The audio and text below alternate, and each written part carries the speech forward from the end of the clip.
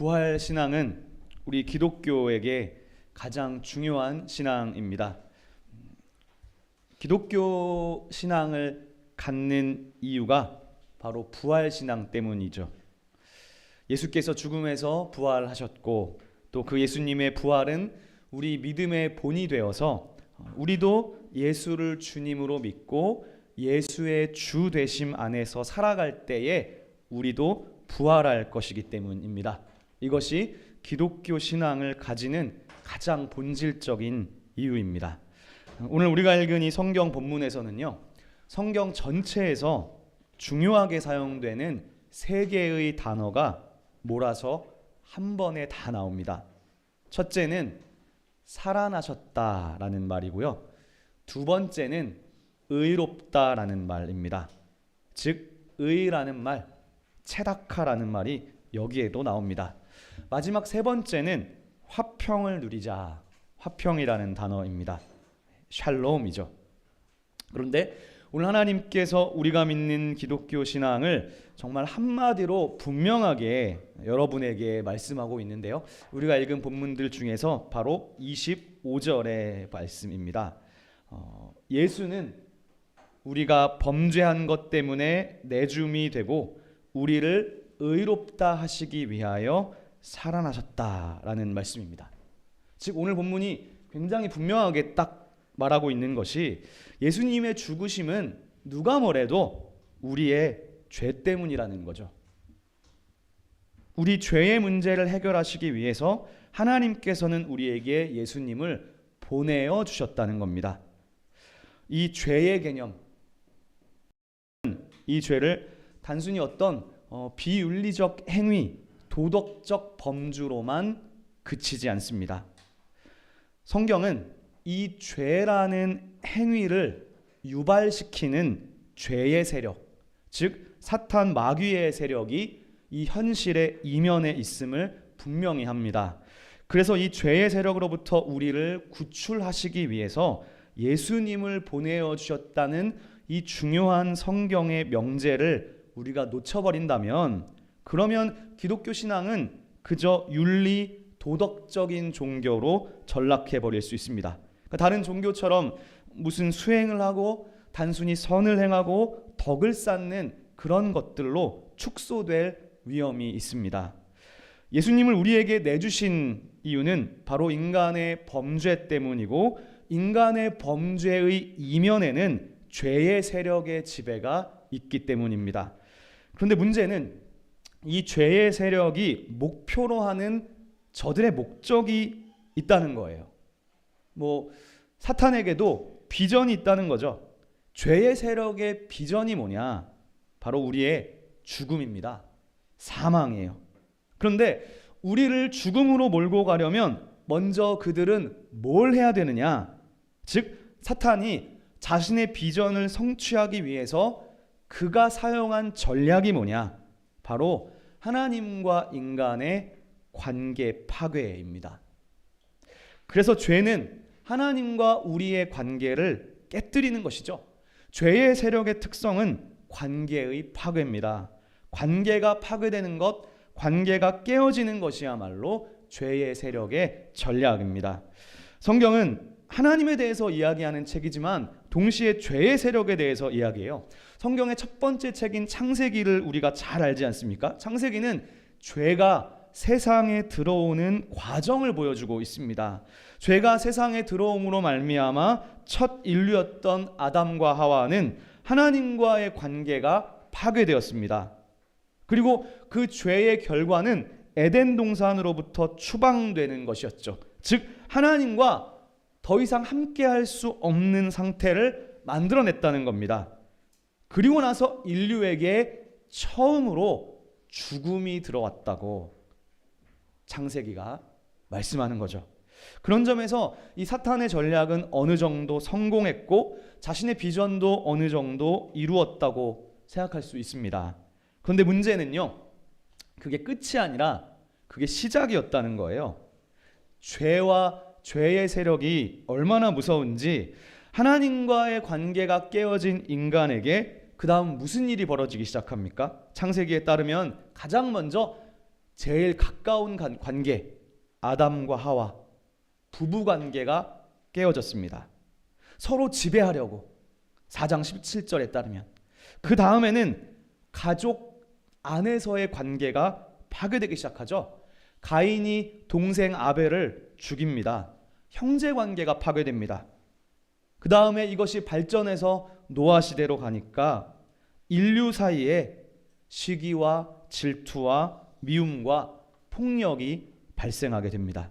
즉 죄의 세력은 가장 먼저 아담을 하나님과의 관계로부터 파괴시키는 데 성공했고, 하나님으로부터 멀어진 인간은 결국 사람 사이의 관계마저도 파괴되었다는 거예요. 이것이 죄의 세력의 무서움입니다. 그런 점에서 우리가 하나님을 떠나면 그냥 단순히 교회를 안 나오는 것으로 생각할 수 있습니다. 그러나 하나님으로부터 멀어진 인간은 결국 지속적으로 관계의 파괴들을 경험하게 된다는 것입니다.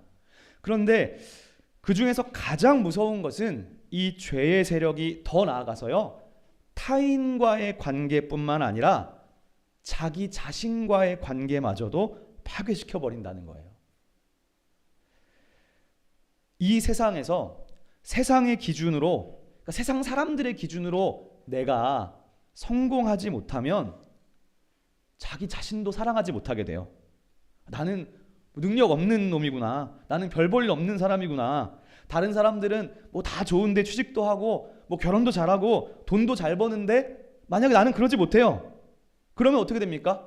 나 자신을 생각할 때 나는 무능하고 나는 별 볼 일 없다고 스스로를 여기게 되는 것이죠. 게다가 나는 만약에 세상 사람들의 기준으로 외모도 뛰어나지 않아. 인스타그램은 온통 외모 지상주의로 가득한데 나는 잘생기지도 못했어. 그러면 내 자존감도 낮아지고 자기 자신과도 화해가 되지 않습니다. 그래서 사람들은 여러 다른 것들에 의지하는 거죠.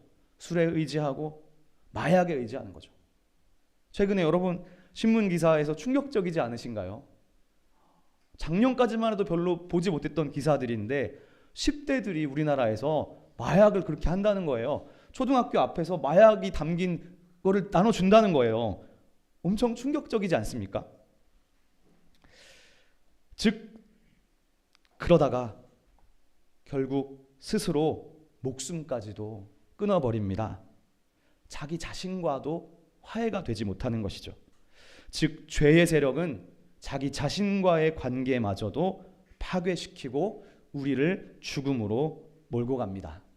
그런 점에서 성경은 우리에게 굉장히 중요한 통찰을 줍니다. 하나님과 멀어진 인간의 모습이라는 거예요. 그래서 하나님과의 관계가 회복되는 것, 하나님의 다스림을 받는 것이 사실 그 모든 것 중에 가장 우선이죠.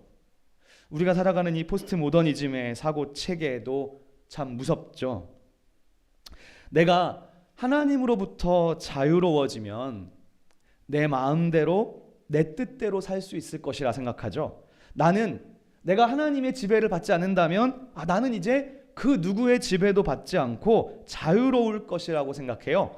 그러나 성경은 그렇게 말하지 않습니다. 내가 내 뜻대로 내가 하고 싶은 대로 사는 것 같은데 하나님으로부터 멀어진 인간은 죄의 세력의 지배, 죄의 영향력 아래로 들어간다는 거예요. 이것이 특별히 로마서가 가르치는 중요한 통찰입니다. 그런데 이 하나님과의 파괴된 관계를 회복시키는 데에는 하나님이 직접 주도하셨습니다. 바로 당신의 아들 예수님을 내어주신 것이죠.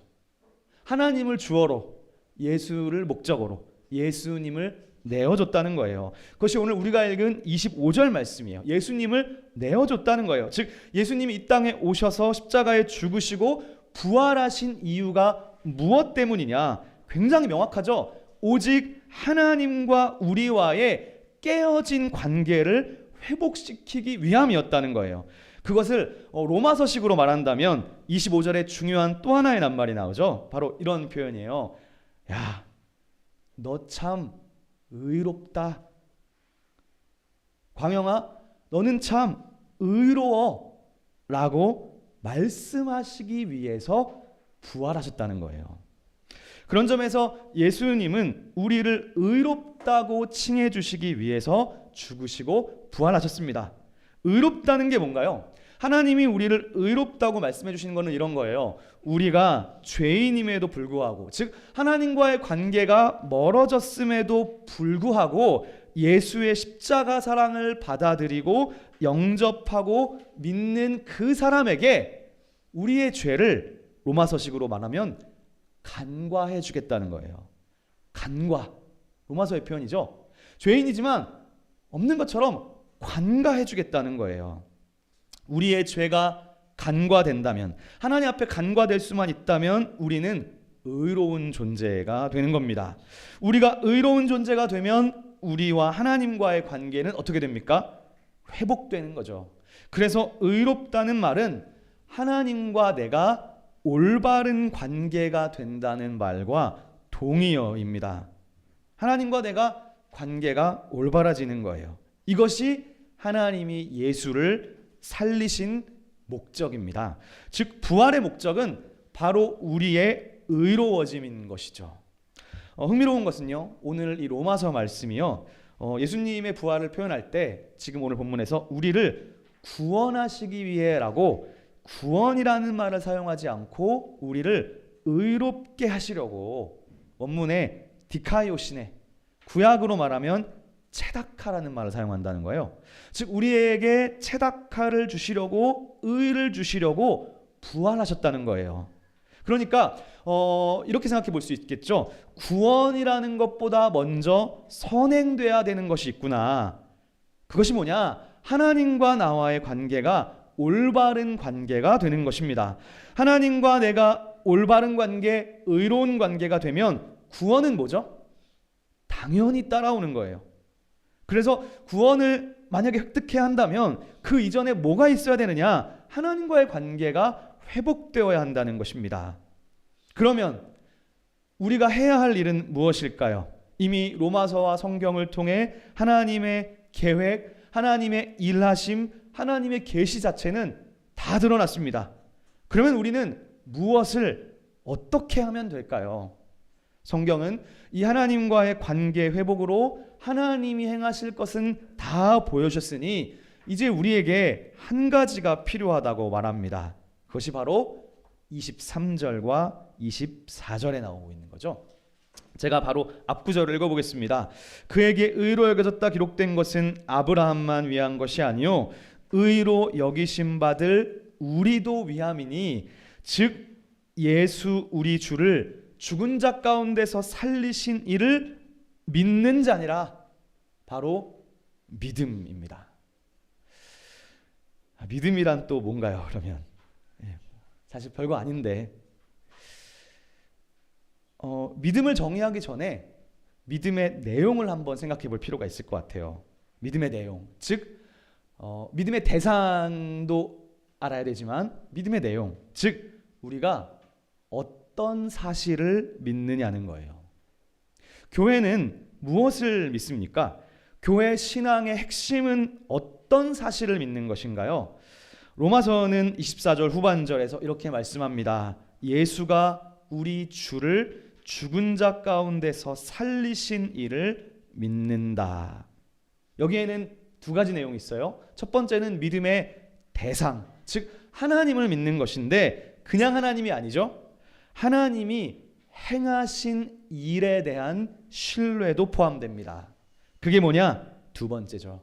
하나님이 그 아들 예수를 살리셨다는 거예요.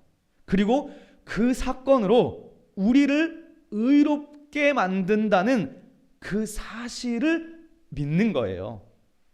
그리고 이러한 믿음의 내용의 본보기로 오늘 로마서의 바울이 누구를 예로 드느냐? 창세기 15장에 아브라함을 예로 들고 있는 겁니다. 자, 여러분 오늘 성경에서 17절로 조금 더 올라가 보겠습니다. 자, 17절을 보시겠어요? 제가 읽어드리겠습니다. 기록된 바, 여기서 기록됐다는 것은 창세기를 내가 인용하겠다는 거죠. 바울이 내가 너를 많은 민족의 조상으로 세웠다 하심과 같으니 그가 믿은 바, 아브라함이 뭘 믿었습니까? 이렇게 말하죠. 하나님은 죽은 자를 살리시며 없는 것을 있는 것으로 부르셨다는 거예요. 즉 사도 바울이 아브라함의 믿음을 이야기하는데 아브라함이 무엇을 믿었느냐? 하나님이 죽은 자를 살리시는 분이라고 믿었다는 거예요. 부활신앙이죠. 아브라함에게 부활신앙이 있다는 거죠. 여러분 이게 무슨 얘기인가요? 여러분 잘 아시잖아요. 창세기 15장에서 아시는 바와 같이 아브라함과 사라는 자녀가 없었잖아요. 나이가 너무 많았어요. 그래서 표현에 따르면 사라의 태가 죽었다는 거예요. 즉 현실적 상황, 물리 자연 법칙으로는 불가능한 거예요. 아기를 낳는다는 것이. 그런데 아브라함은 믿었다는 겁니다. 뭘 믿었느냐? 하나님은 죽은 자도 살리신다.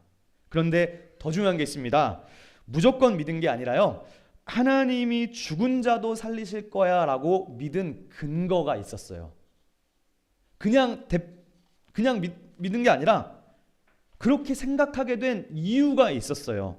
왜 그렇게 생각하게 됐을까? 18절입니다. 제가 읽어볼게요. 아브라함이 바랄 수 없는 중에 바라고 믿었으니 이는 내 후손이 이 같으리라 하신 말씀대로. 아브라함이 믿은 근거가 뭡니까? 바로 하나님의 약속 때문입니다. 이 모든 것의 근거가 하나님의 약속이에요. 하나님이 딱 약속하셨거든요. 뭐라고? 네 후손이 별과 같이 많을 것이라고 약속하셨거든요. 그래서 사라의 몸이 죽은 것 같았지만 하나님은 약속을 지키시는 분, 약속에 신실하신 분, 언약에 신실한 분이니까 아브라함은 그 약속을 믿었기 때문에 사라의 몸이 비록 죽었어도 태를 살리셔서 자녀를 주실 거라고 믿은 것입니다. 그러므로 여러분 다 나왔어요. 아브라함은 무엇을 믿었느냐? 아브라함은 하나님의 약속을 믿은 거예요. 그리고 두 번째, 아브라함은 하나님의 성품을 믿었거든요. 그런데 그 하나님의 성품이 뭐냐? 바로 이런 성품이에요. 하나님은 약속을 지키시는 분, 즉 언약에 신실하신 분임을 믿은 것입니다. 그러므로 성경이 증언하는 하나님의 핵심적인 성품이 있다면 그것은 바로 하나님은 언약에 신실하시다. 언약적 신실함입니다. 아브라함은 하나님의 약속을 믿은 거예요. 아브라함아, 내 후손이 하늘의 별처럼 많아질 거야. 그 약속을 믿은 거예요. 근데 그랬더니 하나님이 아브라함을 어떻게 평가하셨어요? 이놈 봐라.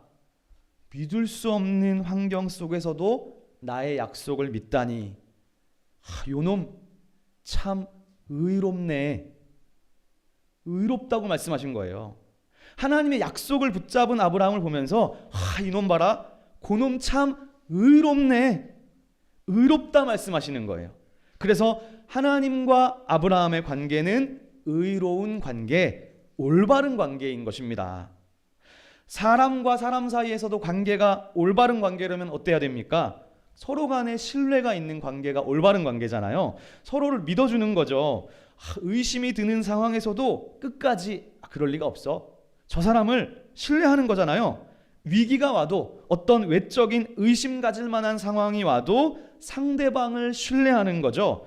그럴 때 두 사람의 관계는 올바른 관계, 의로운 관계인 겁니다. 아브라함이 하나님의 약속을 믿었다고 했지 않습니까? 히브리어로 믿었다라는 말에서 이 믿음이라는 말을 많이 이야기했었는데요. 에무나라고 합니다. 근데 이 에무나라는 말의 본질적인 뜻은요, 성실하다, 신실하다의 의미를 갖고 있어요. 근데 이 에무나라는 말을 신약 성경의 언어인 헬라어로 번역하면 이 낱말은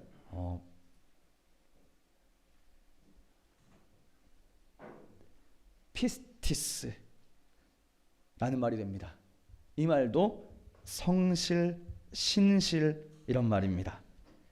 그리고 성경은, 특별히 신약 성경은 이 피스티스를 동사로 사용할 때 거의 대부분 분사로만 사용합니다. 성경에서 믿는다는 말은 더 본질적으로 생각해 보면 성실과 신실이에요. 성경에서 하나님의 중요한 성품은 하나님은 약속에 신실하다는 거거든요. 이 믿음이라는 말은요, 우리가 생각할 때는 인간만 주어로 사용할 것 같죠. 왜냐하면 우리가 하나님을 믿는 거니까. 그런데 이 말이 동사로 사용될 때 성경에서는 하나님이 이 동사의 주어이기도 해요. 그러면 하나님이 이스라엘을 믿는다? 그렇게 쓰지 않죠. 하나님이 이스라엘에게 성실하시다, 신실하시다로 번역됩니다. 번역이 그렇게 되는 거예요. 주어가 뭘로 될 때. 즉, 이 믿음이라는 말의 더 본질적인 의미는 성실과 신실. 그래서 하나님은 약속에 신실하시다. 하나님은 우리와 맺으신 언약을 반드시 지키시는 분이다. 언약적 신실함입니다. 근데 오늘 로마서 성경이 말씀하는 거죠. 하나님이 예수를 통해 우리를 의롭다고 말씀하신 거예요. 우리를 의롭다고 말씀하시기 위해서 예수를 내어줬고 예수님을 살려주셨습니다. 그리고 그 예수를 믿는 자, 예수님께 신실한 자가 어떻게 되느냐? 의로운 자가 되는 겁니다. 우리가 의인이 되면 우리도 부활할 것이고 우리도 구원을 받을 것입니다. 그러니까 나의 의로움, 나의 구원은 뭐냐? 내 안에는 사실 의로워질 수 있는 힘도 없고 내 안에는 스스로를 구원할 수 있는 능력도 없습니다. 그래서 하나님이 하시겠다는 거예요. 구원은 하나님이 하셨고 하나님이 주도하시는 거예요. 구원과 의로움을 내 안에서 찾으려고 하면 잘 안 되죠. 구원의 영향력이, 구원의 성취가요, 내가 무언가를 하는, 즉 1%라도 인간적으로 오면 절대 하나님과의 관계는 회복되지 않습니다. 우리가 스스로를 알잖아요. 나의 죄인됨을, 나의 연약함을 우리가 알잖아요. 내 안에 여전히 내 주변에 죄의 영향력이 남아 있어서 자꾸 나를 죄 쪽으로 몰고 가게 만들잖아요. 내 안에는 선을 행할 능력이 없는 거예요. 그래서 하나님이 예수를 내어주신 겁니다. 그러므로 우리의 의로워짐, 우리의 구원은 전적으로 하나님께 있는 거죠. 그래서 1%라도 인간적으로 가져오면 안 돼요. 그리고 제가 생각할 땐 가져와서도 안 돼요. 그러면 우리에게는 소망이 없는 거거든요. 구원이 1% 나에게 오는 순간 나는 1% 소망이 없어지는 거예요. 구원을 마치 내가 무엇을 하는 것으로 생각하면 나에게도 소망 없음이 늘어나는 것뿐입니다. 그러므로 우리는 먼저 인정해야 되죠. 나의 죄인됨, 나의 연약함을 인정합니다. 그리고 구원의 소망은 오직 하나님께 있음을 인정하는 것이죠. 그러면 하나님께서 우리를 의롭다고 칭해 주십니다. 어떻게 알 수 있을까요?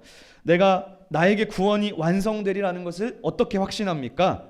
죄인임에도, 내가 여전히 내 안에 죄가 있음에도 불구하고 나의 죄가 간과되고 용서되었음을 어떻게 확신합니까?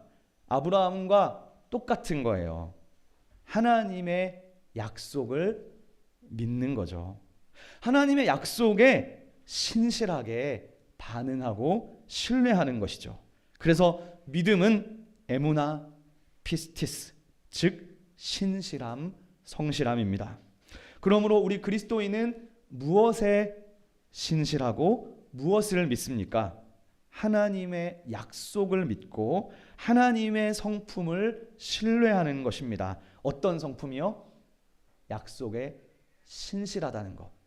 만약 하나님이 우리랑 약속을 맺었는데 마음이 변해서 내일 약속인데 전날 좀 아파요. 그래서 문자를 보낼까 말까 막 그런 분이라면 얼마나 불안하겠습니까? 그래서 성경이 처음부터 끝까지 보여주는 게 하나님은 약속에 신실하시다는 거예요. 죄의 영향력이 아무리 커도 하나님은 죄보다 더 크신 분이기 때문에 그 모든 것을 품으시고도 남으시는 분인 거예요. 그래서 하나님의 성품은 약속의 언약에 신실하시다. 그 하나님의 성품은 바로 성경에 계시되어 있습니다. 예수의 죽으심과 부활을 통해 우리를 의롭다 칭해 주시기로 성경에 약속했잖아요. 그래서 우리는 그 약속을 믿는 겁니다. 그래서 하나님을 믿고 하나님의 신실하심을 붙잡으면 우리는 염려하지 않는 거죠. 제가 저희 교회에서 믿는 사람이 있습니다. 네, 대부분 다 믿는데요. 네, 그래서 혹시 제가 이거 준비하면서도 여러분이 혹시나 오해하실까봐 오해하시지 마십시오. 우리 교회 성도분들 다 대단하신 분들이십니다. 그냥 그 사람 그 중에 한 명 뽑아가지고 예를 드는 거니까요. 여러분 오해하지 마십시오. 우리 교회에서 제가 걱정하지 않는 한 분이 계셔요. 이름을 얘기하면 식상할 수도 있을 것 같은데 너무 많이 얘기해서 그게 바로 반주자 김규리 집사님입니다. 식상하니까 한 번 더 얘기하겠습니다.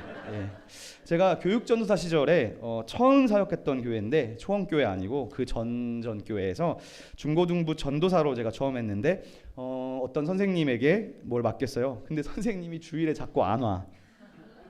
그 선생님이 CCC였거든요.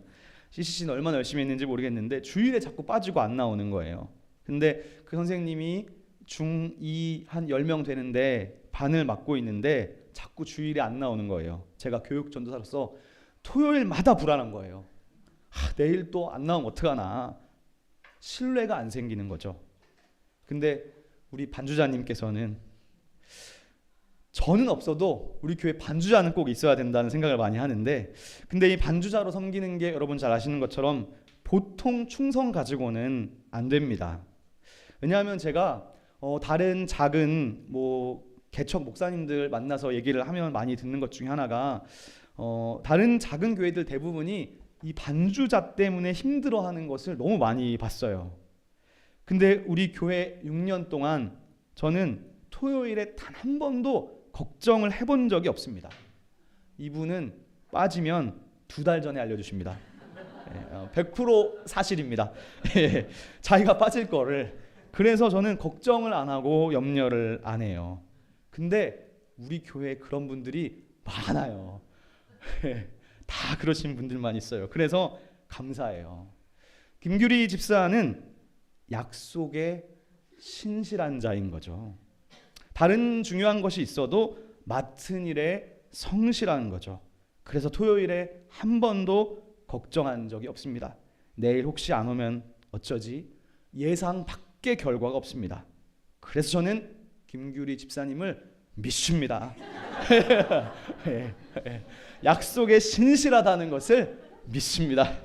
그래서 염려를 안 하는 거예요. 마찬가지인 거죠.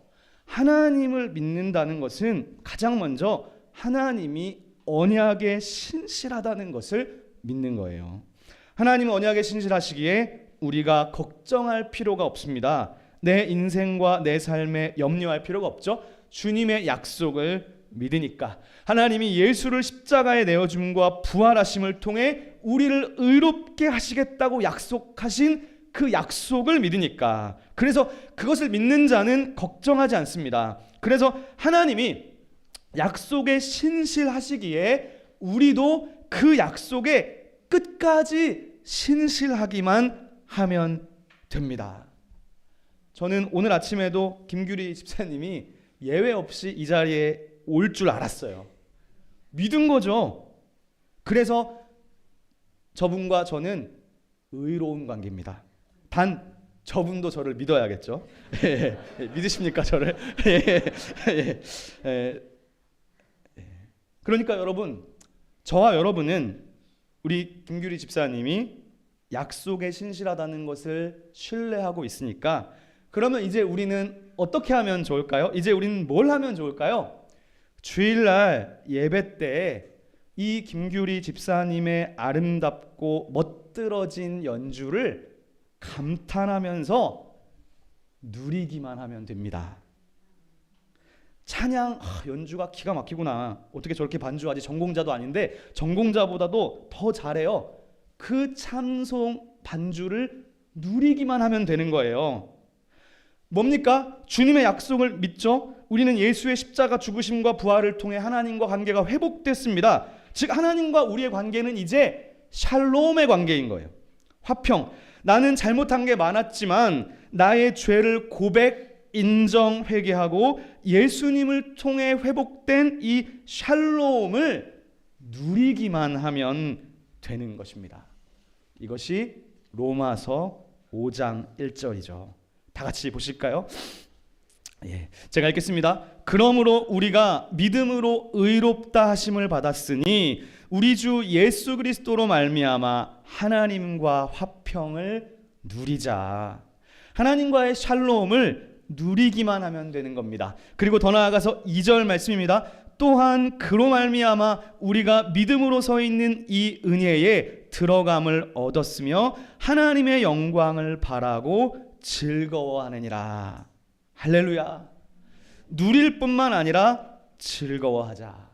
사랑하는 여러분, 주님께서는 우리와의 깨어진 관계를 회복시키고 우리에게 영생을 주시고자, 그리고 우리 안에 흐트러지고 왜곡된 모든 세상의 것들을 바로잡으시기 위해서, 이 세상의 모든 어그러진 것들을 바로잡으시기 위해서, 우리를 의롭다 하시기 위해서 죽으시고 부활하셨습니다. 그리고 그 약속을 믿는 저와 여러분이요, 오늘만큼은, 아니 오늘부터 앞으로 남은 평생 동안 이 하나님과의 회복된 샬롬을 누리십시다. 염려하지 말고 걱정하지 말고, 혹시 내가 하나님으로부터 떨어져 나가면 어쩌지? 하나님께 버림받으면 어쩌지? 주님이 오신다고 했는데 다시 안 오시면 어쩌지? 염려하지 말고 주님의 약속을 붙잡고 신뢰하며 이 하나님과의 평화를 누리십시다. 누리고 즐거워하고 찬양하며 이 부활을 만끽하십시다. 여러분에게 이 부활의 기쁨과 평화의 누림이 충만할 수 있기를 우리 주 예수 그리스도의 이름으로 축원합니다. 기도하겠습니다. 거룩하신 아버지 하나님, 주님의 이름을 찬송합니다. 하나님께서는 우리를 이 모든 죄의 세력으로부터 구출하시고 우리에게 영생을 주시기 위해서 부활하셨습니다. 우리를 의롭다 말씀하셨습니다. 그 주님의 약속을 끝까지 붙잡으며 나아가는 시온의 교회가 될 수 있도록 인도하여 주옵소서. 예수님의 이름으로 기도드립니다. 아멘. 이제는 특별 찬양대가 나오셔서 우리 부활절을 감사하며 찬양하는 시간을 갖도록 하겠습니다.